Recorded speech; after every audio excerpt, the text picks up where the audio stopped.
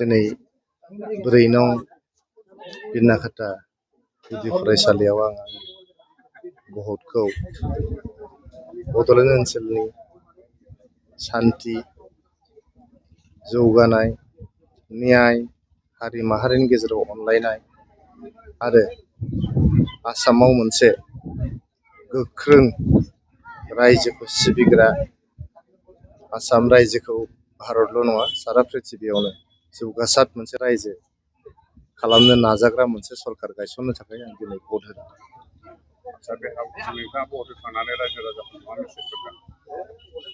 दिनै आं election commission of इन्डियाखौ धन्यबाद होगोन।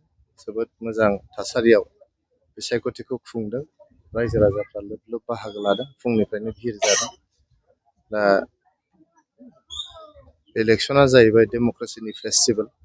बिसायख'थिया जाहैबाय गणतन्त्र हादोरनि फोरबो। बे फोरबोआव बयबो रंजा बाजा बाहागो लादों आरो रायजोआ गावनि बिजाथिखौ सायख'नो थाखाय दिनै बेयाव लाइन लानानै बयबो भट होफैदों।